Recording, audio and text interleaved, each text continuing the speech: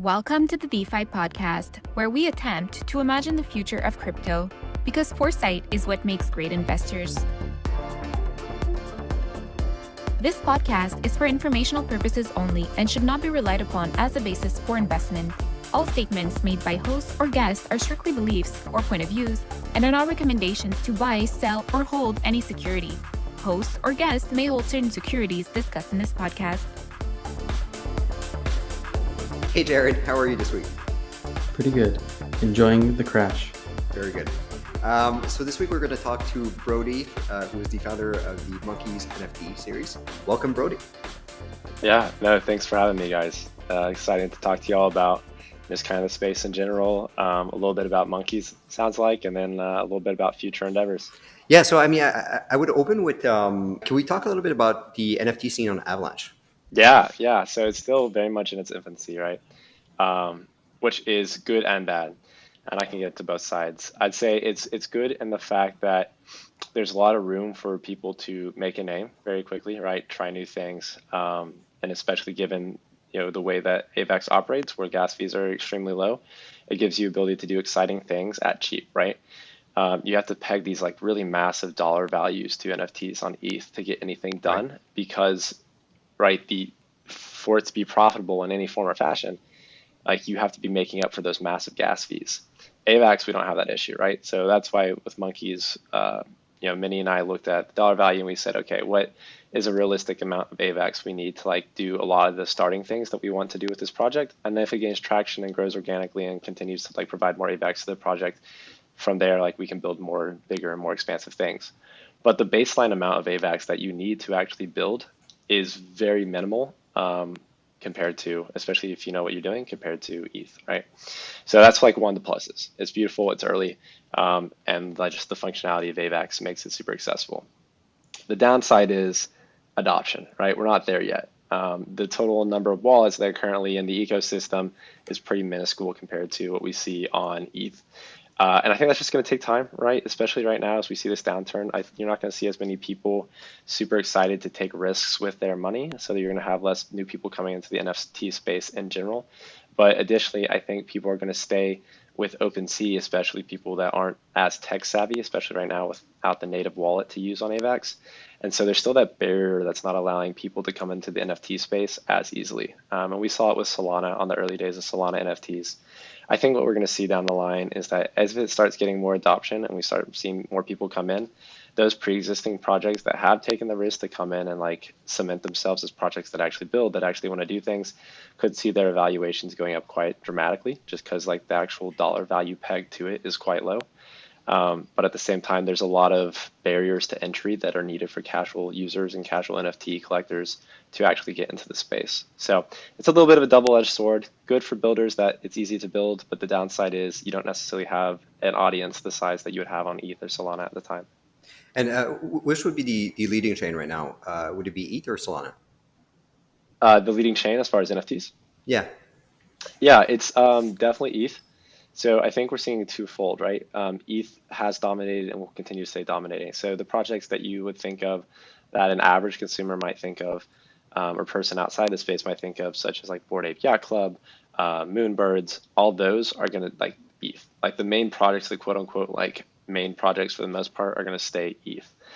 And I think that's just the nature of the space right now, especially as ETH dominates crypto markets, right? I think you're going to see a lot of that reflected on what coin is like the best coin or the biggest coin in ecosystems. But I will say that there's still upsides, right, to Solana. Solana being is cheaper, which is one of the things that is beneficial for AVAX. But the thing that I think sets AVAX apart from Solana, and I think would be potentially great for its adoption, is the fact that it is an EVM, right? It's really easy to port over things that have currently already been built on ETH, and there's been a lot of innovation, stuff like the Zuki contract, right, which we basically ported over to use in Monkeez. Even though gas optimization isn't as important here, people that have taken the time and understand how to optimize gas because they worked in that Ethereum environment and then are porting it over to AVAX environment, I think are really at ahead compared to some others. But I think Solana has some potential use cases, right? If you're a flipper and you want to get into the space and like dabble into NFTs without using a lot of money or having to figure out how to get to Avalanche specifically, because you can just easily go onto OpenSea and open an account on OpenSea and buy directly. I think they allow deposits of cash to whatever at this point. It's super consumer friendly without the price or dollar point that is ETH, and without the high gas prices that is ETH. And how would you contrast like the scene from an artistic point of view? Are there differences between the types of artists that are like attracted to ETH or Solana or Avalanche, and Yeah, yeah. So I think we really got to categorize like NFTs in like three markets right now. You'd have like the PFP, right? You would have what I would consider like high art, like one of ones, and then you would have like photography, right? I think photography and high art actually kind of suffers on ETH. So we've actually seen a lot of them go to other chains. I think some are like on Algorand as far as like high art. They're kind of all over the place. I think AVAX has a strong case for leading the forefront on photography and high art NFTs. But as far as like PFPs go, like what are the artistic differences? Right now we're seeing this really, really weird uptrend of PFPs on ETH, where it's basically what I would call like shit projects, right? They're basically derivatives. There's not a lot of thought. It's a fool's gamble. It's right. Can I get in? Can I flip this? Am I not going to be the fool who holds it to zero? Right? Can I get in and get out? So like I wouldn't really call it artistic. I would call it gambling. right? Although I think that I think it's along the lines of what you would see, for example, on Binance. Like a lot of stuff that's yeah. happening there. Every time that there's like this new scene emerging, they're gonna feel out, and I think they'll scamper back over to Binance by the time they get less interesting. Yeah. But again, I think we're like on the equivalent of the shitcoin wave, right, for NFTs on the ETH right now, which is perfectly fine, right? If you're a flipper, have fun doing that. You might get burnt, you might make a bag, your gamble. But I think what really brought Minnie and I to AVAX, as far as building on AVAX and building NFT projects, one is like NFT project was about building a community for us to build other things on top of, right? It wasn't so much like to make a quick bag, because actually if you look right now and if you go look at the Monkeez wallet, we actually haven't moved any of the AVAX that we got from it. Like we haven't touched it yet just because we haven't had a need to. That'll definitely change as like we have to like pay operating fees on the website and stuff, but overall pretty minimal. So we're just honestly going to sit on it, wait for the dollar value to probably go up so that we can actually do more expansive things, whether it be with like Monkeez or things that Monkeez could benefit from. But it's really been a forefront promise for us that at any point in time, like whatever we do build, whether it be Web 2, Web 3, a protocol, a DApp, whatever we end up making along the future lines, that we do in some way still try to give back to those monkey holders, as they were the ones that provided some of the capital, provided some of like the belief system that actually let us get to where we want to go, and gave us the opportunity to actually build things, some of which are in the pipeline that are going to be super cool. So before we move to Monkeez, which we definitely want to talk about, I'd just like to dig a little deeper in what you said. So the three categories, PFPs being profile pictures, for some of our listeners who are more DeFi users and may actually not know that for sure. Sure. The between the three different markets, unique art, PFPs, and photos, how do you see the market evolving, like long term, like 5-10 years out? Which is hard to we won't hold you to it, but what's your impression of how this plays out? Yeah, so I have some theories, right? I think ones that actually will probably be not more profitable, but will probably stay alive, is honestly going to be the photos and high art, right? Stuff that you could use on your website. Take ownership of a digital photography and be like, I want to use this piece on my web design, or whatever it might be, or for a mock-up of something I'm building. But I want to own that. I don't want to like share that image rights with anyone else. Let me go buy that on OpenSea or whatever platform. I think that is more, especially with the ownership rights that go with it, makes sense, right? PFPs, I think the majority will die. Like 99.9% of them will die and or go to zero and or be stuck trading on this floor where like it has a theoretical value of, say, I don't know, a couple $100, but there's no volume there, and because you have no volume, it's essentially dead, right? I could have something, I don't know, let's say I have this candle on my desk. I could be like, yes, the floor price for this candle is $2,000. But if no one wants to step up and buy that candle for $2,000, is it actually worth $2,000? You know what I mean? It's one of the things that I've always wondered with a lot of different NFT projects is you see some of these crazy valuations for Sure. what is essentially, a JPEG that anyone could just kind of take and do what they want with. Right. Where's the kind of underlying sort of basis value that holds up kind of these things on a long-term basis? Like after the hype is gone, after, the kind of rush Yeah. of interesting things, it's just kind of like, and then people have held it for like 3 years. I think the biggest example of one of these things I would say is, what is it, that Jack Dorsey tweet that the guy was expecting like, what was it, $42 Yeah. million, and it was like, what was the final price of that? I don't know if you know. The first sale, I was like somewhere around like the 10 mil mark, right? And the second Yeah. sale, I think, was somewhere in like the $100 mark. Yeah, it was like $200 or something.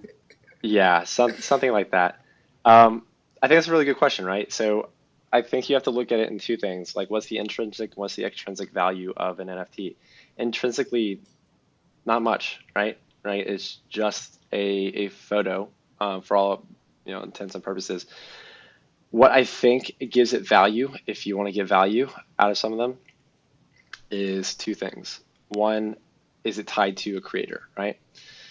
Do I believe in that creator? Does this give me special access to that creator in some form or fashion, to the things that this creator is building?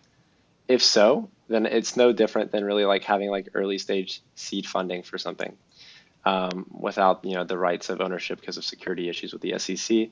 But a good creator would still want to give back to those early people that believed in them and gave them opportunities to open doors for them.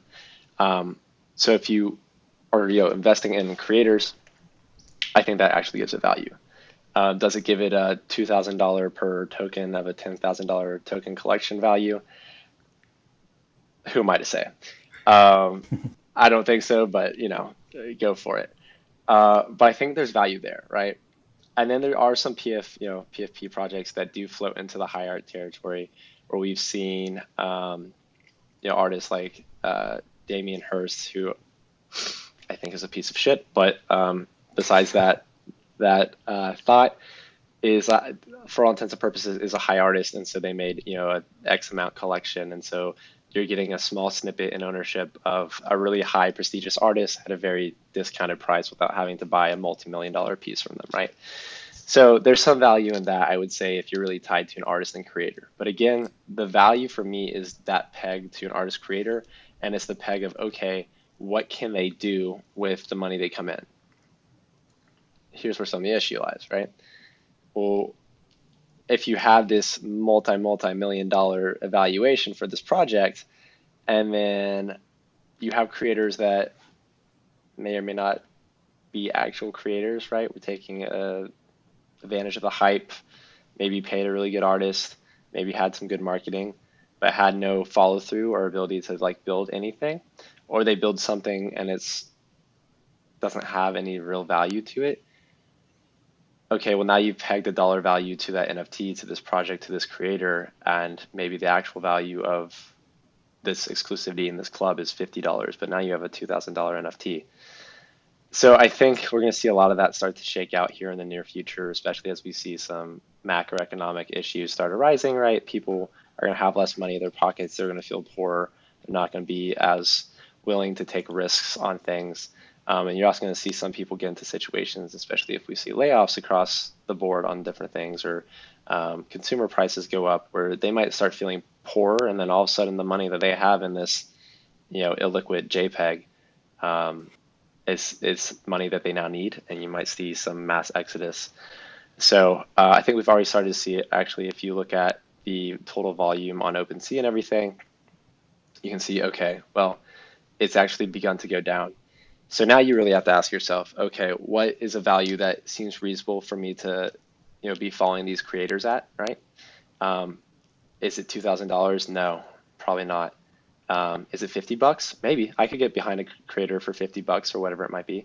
which is what we see on AVAX right now, right? Monkeez, for example, I think we're floating around the I don't remember our last floor was probably 0.6 for like one of the base ones. Sure, you want to take literally right now like a $12 gamble and just follow some artists and be part of a community? That makes sense. I could burn $12 easy. Could I burn $2,000 with another $100 in gas? Not so much. I think that actually makes a lot more sense to me, because when you see people like kind of doing these auctions for things and these prices are getting way too high, and it's just it doesn't make sense to me. But I definitely think you're going to see, I mean, even outside of NFT, like just in the value of cryptos, people are, we're going to come to a point where people are going to need to kind of reevaluate like what is valuable to me and what am I really willing to pay for these things. We've seen just the price of crypto crashing recently. It's like maybe they're not actually worth crazy high values right now. Yeah, I think that's a fair point too, especially if we want to speak on like the broader markets. There's been a really good narrative, I would say, and I don't want to be too harsh on crypto as general, especially because I am a big proponent of it and I think it does have true value. But I agree with you, but no problem with you being harsh on it. Oh, okay, yeah, well, good. I mean, I'm nothing if not honest. So, some things have gotten silly, right? Because it is still pretty unregulated. It's a gambling zone. I think as we see harsher regulations and people start to evaluate it the same way we evaluate a company, because at the end of the day, right, it has to provide value. If something doesn't provide value, some NFTs, right, what is the purpose of its high dollar value? And I think as we start seeing more realistic use cases for crypto in general, we'll start to see, okay, what is the actual value of these NFTs, right? Or not NFTs, these crypto coins. Is it, $1,000 a coin? Maybe not. Is its actual real utility use case floating around, I don't know, $30 for this point in time? Is that its true value, Mark? Sure, maybe, maybe not. But I think once we start seeing real use cases pegged and tied to crypto, we'll see real value emerge from it. But as far as AVAX goes, right, that's why I'm primarily in AVAX at this point in time. I don't believe in the store value narrative. I think that's quite dumb. There's a reason I don't hold gold in my portfolio. I think store value is quite dumb. Although some people are like, it's a hedge for the market. Maybe. But I think what you're going to see is the ability and accessibility to build off using crypto technology and giving that accessibility to people and platforms and companies at a reasonable rate where they can incorporate it into their product stack and companies. I think there's real value in that. And so I think if you can capture that market, you've all of a sudden captured a real, intrinsic dollar peg value for, let's say that companies are using the blockchain, Avalanche, for example, and have built subnets and are, transferring X millions of dollars per month, right? Well, now we have some sort of value peg of like, what's the actual tangible value of these networks? If these networks were to be removed, well, then that's a loss of transfer of X millions of dollars for these companies. And until you start having these real world cases and real world pegs, I think we're in like a very speculative space. And it's mostly about narrative. I want to ask one other thing. What would you say is, do you see like a future in the sort of non-art side of NFTs? Because I do think that there could be a huge market for that. Yeah. So actually, I think that's where the true value in the tech lies, right? I think there's been some narratives on the ownership that are oversown, right? So some of how do I put like ownership of like, oh, let me just put the certificate of ownership for a house on an NFT. Right. I mean, cool. It's there, but at the end of the day, you still have to float back to a central, whether it be agency or whatever, to do all the processing. So I don't think it actually alleviates too many of the inherent issues that we see with the current documentation, whether it be Web 2 or Web 3. But I do think there are real world use cases, and we've seen them start to arise. So one that Manny and I, and you'll see this too, a lot of like the ones that are really obvious are going to start being used in IRL very quickly. That Manny and I had talked on and has actually started to be done by StockX, although I think they have a lot of room for improvement on it. maybe I should talk to StockX, is tracking real world items and giving them like an actual authentication, right? So I think anywhere you see falsehoods, so let's say the sneaker market, right? The sneaker market has millions upon millions. I think it's about $2 billion of resale value per year, which is a lot of money.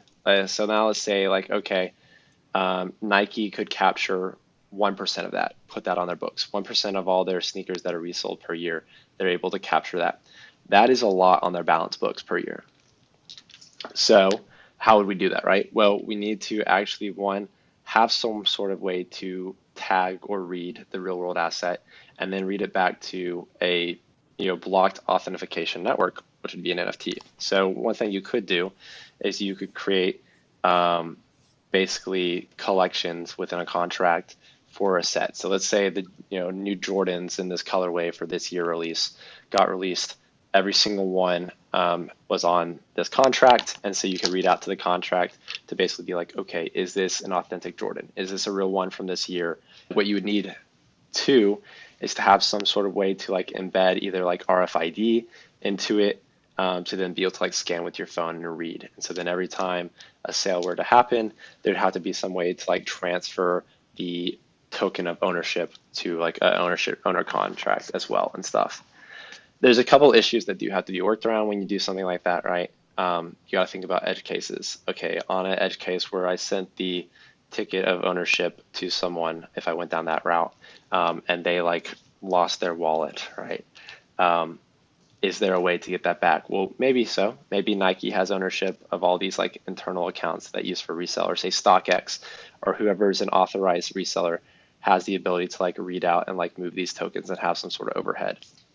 Really cool, but then we remove some of the true ownership that I think is a strong narrative of blockchain. So it has some really cool use cases, but you have to tear down some of your like preconceived notions of what Web3 means for them to really be applicable. But I think they are out there. You think just using that example, if you have to stick an RFID chip inside of a sneaker, and then someone has to scan it, what is the advantage of putting that on a blockchain versus just having Nike have sort of a centralized database and then you just check it on their website? Yeah. So a couple things. One, it'd be the ability to do transfer of ownership and or the ability to like have it more open source. So say that I want to allow sales through a third party, say StockX or someone that has rights. It might be easier to have it on chain so that then they can read against that chain and do all the sales and transfers through the chain, as opposed to like having to have, set up a partnership or business partnership with Nike and having the authorization to like touch Nike's internal data and permissions. There might be some permission benefits there, is one of the things that I could see. But I think a bigger issue actually is less so, the actual what the data structure looks like, because I think honestly there's ways to do it on both sides, but the question is why hasn't it been done yet? And I think the real question is hardware. An RFID that you could scan with your phone has a current lifespan of like 3 to 5 years. I think is the current going lifespan. Last I checked, maybe they've gotten larger, but if that tech only works for 3 to 5 years and the ability to scan and authenticate that item is only good for 3 to 5 years, well, then you have a very limited time frame of use. So I think there's some issues there with more so the hardware side. But I do agree. I think there's a narrative of, just because this can be done in Web3, should it be done in Web3? And I think there needs to be people making really strong use cases as to why Web3 and not Web2, especially if we're going to convince large conglomerates and companies to push away from their current tech stack for some products. Yeah, I definitely think there's a lot of really interesting things we could do on chain, but I don't think we need to do everything on chain. No, I agree. I have to say, I mean, I'm traveling through Central America right now, and just thinking about property rights, I think there's a strong case to be made that it'd be great to have all properties actually be riding on chain, because who knows what the next government is going to look like, and how it works in country. I think maybe like in North America, it's sort of like less interesting. Because everything is sort of clean, and it's you're not worried when you buy a house that you actually have the deed to that property necessarily. But in other less developed nations, yeah, it might make more sense for sort of like younger economies than established ones, right? Yeah. Sure. We could touch on that a little bit. There's two thoughts that I have on that route because it is something, and it's one of the narratives that has been presented quite often, which I would love to be true, but I think there's still some thought that needs to be gone through for it to be super applicable. One is that notion of just because you have a deed or certificate, is it valid? So let's say a government changes hands in a way that's less pleasant, a coup per se. I love to hope that we're past the days where that is super the case, but it still does happen. You still have dictators come in, violent overthrows of parties. We have to be realistic about that. So let's say a company comes in with a really different mentality on how to run the company, and they say, okay, that's really cute that you have that NFT and you have that property deed on your wallet or in your phone. We don't validate it. Like we don't view it as a real entity. Like we own this, whatever the structure might be. So just because it does exist within the web and not within like the central database of a country per se, doesn't mean someone's going to necessarily hold it as valid, which No, is of an course. issue. Yeah, no, Yeah, I guess the way I would envision it is that you say, and this may be, optimistic, and let's see if anyone ever does this, but like, let's say sure. you take a country and go, okay, we're going to subdivide every square foot of the country is going to, be sort of tagged, and we're going to, divide that between contracts, and there's going to be clear ownership. And this is our starting point. And, if there is a coup, obviously that's going to go out the window, but they can't just go and burn the database. The database is public and open. So Right. once, if we can uncoup, if we can sort of get Sure. back to a democracy at some point, at least we have a historical record of where things left off. Agreed. So I guess that would be but I don't know if the value accrues on chain. I don't think it does, right? Like it's just, I don't know if Web3 is worth so much more because we are now, keeping records of house deeds on Web3. Right. Right. Yeah, so that's a very good point. I think some of the like benefits, right, of Web3 is stuff like that is really what it was built for in like the early days is keeping a ledger, is keeping account of like transfer of where that happened. And we've expanded to like really interesting use cases beyond that. But just because again something could be done on chain doesn't necessarily give it a higher inflated value than what it's currently pegged at in the world today. I don't think so. Now, I don't mind the inflated prices for my own wallets, right? But I don't think so. Can we talk about Monkeez? Yeah, we can talk about the NFT space again. Yeah. So do you want to tell us about your project and how it's gone so far and where things Yeah, stand? Anything you want to touch on? I sure, think we'd be interested in hearing about it. sure.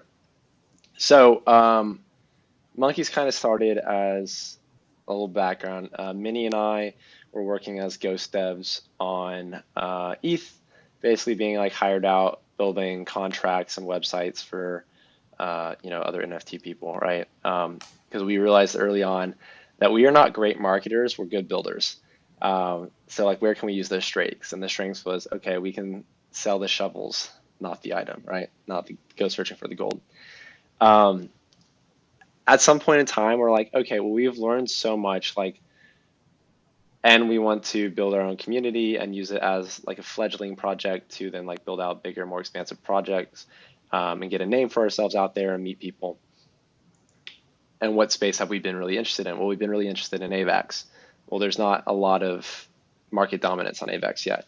And we know enough to actually come in and do it in a professional manner, because there's one thing we saw lacking was nothing was being, not nothing, but a lot of the projects weren't being done in a professional manner.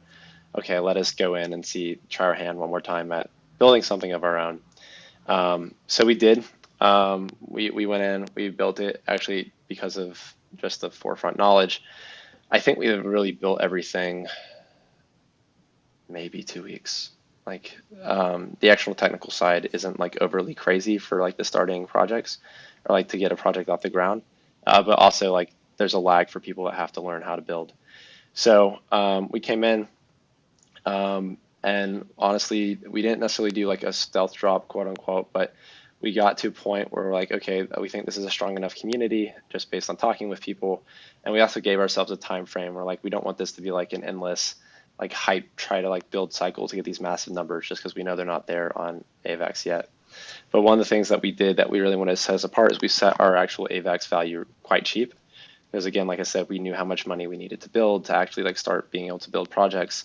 And like most of the money is actually for like hosting fees and stuff like that, and API calls, and things that we need to actually pay money out to run things properly is like actually what most of the money is used for, or will be used for down the road. And like liquidity pools if we do set that up, but we need AVAX to actually rise in price a little bit more for us to eventually get into that. But so everything went quite well in our favor, clearly, as we're here today, sold out, have a pretty strong community that's been growing at a pretty steady rate.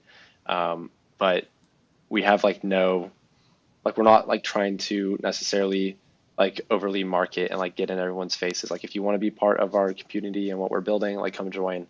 We're not trying to do anything in any sort of artificial means. And the other thing that I think was really beneficial is that Minnie and I made a promise to not take anything from Mint. So anything that is like the AVAX price that came from minting is actually only going to be used for project or project purposes. So it's not going into our projects, which is another reason, pockets, excuse me, which is another reason we were able to do things so cheaply, because we do everything in-house, right? We don't have to pay a dev. We are the devs, right? Which is like a biggest expense for a lot of these projects. But as for like where we're going with the project and what we want to do, well, a couple things. One, we're super interested in subnets. Like that has been something that we've really wanted to delve into. We think there's actually a lot of real world use cases and applications for subnets down the line. So subnets is where we want to go. Currently on the low are trying to save up if money coming in, and also we'll probably use some of our own money to eventually get a validator for Monkeez and run a subnet for Monkeez, and then residual profits from the validator can go back into the Monkeez pool and give it some more intrinsic self-sustaining value. That's one of the things that we really want to touch on. I don't think a lot of projects are doing that, right? Because I don't think they're looking beyond just like the quote unquote like NFT applicability. But like I said, this for us was building a basis for us to build bigger and more interesting things. So that's one of the things would be validators for the community. But again, there's quite a bit of AVAX ground that we need to make up to get to that 2K mark. But given the price of AVAX, we might be able to inject some of our own personal cash to speed up that process a little bit. Another thing that we are really looking into is, everything in our roadmap we are going to deliver at some point in time. So you can actually see that on our website. It's stuff like Gen 2. But there's also a lot of things that we haven't revealed that will be talked about and exposed about a little bit more in like the coming weeks that are super interesting about. I'm trying to see what I can reveal without Minnie getting mad at me for letting slip. Give us the alpha. I know. I will say, I think holders that are currently holders are going to find a decent surprise and a route they didn't expect the project to be going in the very near future. So not a plug to go buy one, right? Even though they are cheap, but if you want to join our community, come join. So that's something that's super interesting. And then another thing that was never like part of our original route that is really seemed to be expanding is there's this real new notion of metaverses, right? And people making metaverses. Because we give IP rights to Monkeez holder, right? You're able to do anything with your monkey. We don't care. You could do literally anything with it. There's a couple of people that have bought some very specific monkeys that have ideas to bring them into metaverses for uses. Again, so that's a little outside the scope of like our team, but it'll be interesting to see like where those go as people build out like their own projects and metaverses and use some of the Monkeez IP within them, which is super interesting. It's kind of cool to see the project take on some legs in life outside of what Minnie and I are building for the community. But then, yeah. What's your vision for subnets, and why are Monkeez subnets? Yeah. Yeah. So two things. One, the year-on-year return of subnets as like an actual investment for the project gives it the ability to peg like more of a real-world value, right? One of the things you see is the only way for NFT projects a lot of times, at least on other networks, to make continuous money for the project, to keep it afloat, keep it self-sustaining, is to have resell, right? Like things have to be resold for more money to be coming in, or you have to do like a Gen 2, like basically you have to keep selling NFTs to keep it alive. Well, at some point, you're gonna reach your max capacity for a community. And now you're draining your bank account as opposed to having either like a float point or or like an increased monetary funds for the project to do more things. One, a validator provides, because of the interest in AVAX, assuming AVAX goes back up at some point in time. Well, now you have a nice year-on-year return in AVAX value to actually be able to do things for the project. Super cool. That's one of the things. Two, in complete honesty, there's definitely some use cases that Minnie and I have or would like to build using subnets. So having at least access to one validator node really makes our lives easier if we want to test out and build some more protocols or applications, of which the Monkeez community can benefit from. Of course, like we're always going to try to find a way to loop them back in, but also gives us access as builders. Like I said, one of the true benefits that I see with NFTs is almost like a Patreon-esque type model, where you're giving your belief in creators and users, and you want to see what they build and you want to see what they can come up with as creatives and as builders. Well, now you've given the ability to do so because you've provided some of that early capital. So with a validator node, that gives us access to a lot more like routes and potential use cases down the line for building cool things. So it's that, and we do have one actual use case. We are going to create like a Monkeez token down the line with a validator, allowing people to actually you'd in theory be able to also mine it if we do allow that accessibility, but two, just keeping everything on its own subnet just for ease and gas fees and whatever not, just to keep it separate.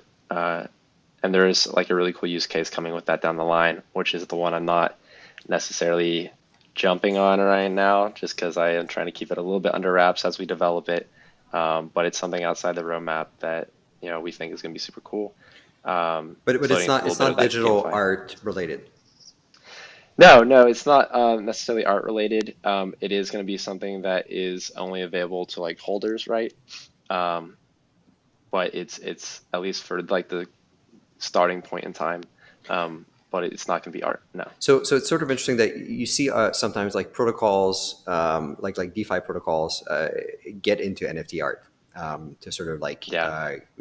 But you're building it the other way, whereas you're getting into I think they're more of a market community, right? So you have these DeFi protocols where a lot of them start to feel like a community, even if they do go south, right? Like Ohm or whatever it might be, and people get really invested. They're like, yeah, like I'm in this, and so they want like some sort of symbol to reflect that. So I think that's why you see a lot then go to NFTs. Our route was, like you said, the opposite route. Like we believe it's more of a metric to find creators and believe in creators, whether pre-existing or already there, and you have interest in seeing what they are going to build, and so then you find value of being part of their community. So it's really kind of leads to the end point, no matter what, right? It's about those builders. It's about your belief in those builders and that being part of that community that supports these builders. We just went the other direction. Cool. I did want to ask you on the topic of subnets. Yeah. How would you rate subnets in terms of how to use them, how to build on them, and then compare that to like other chains or L2s or different systems that are building on top of like an L1? Yeah. So one, I think subnets are the right path forward if you're going to be in the crypto space. One, I think you want to have a more centralized chain as like the parent, right? For that transaction layers, with multiple networks, they allow, let's say I sent you money, right? The validation's on a different layer as opposed to the actual transfer, and allows for higher speeds. I think that is actually how you scale. So that's one of the beautiful things about subnets. Two, the notion of being able to set the parameters on your network. And the one that is most interesting to me is the ability to make public or private, right? So if I came in, I'm a company, and I want to use blockchain technology, but I don't necessarily have the money to build my own blockchain. Like that's fucking ridiculous. Well, subnets, I'm essentially building my own blockchain for whatever use case I desire to blockchain for. And I've done it in a way that I can spin up super easy. So if you saw the new AVAX update where they're basically allowed basically command line interface to spin up a subnet at ease pretty quickly. Like, that's pretty easy. You can give developers documents to do that, and then all of a sudden you have a blockchain up and running without having to like build a blockchain from scratch.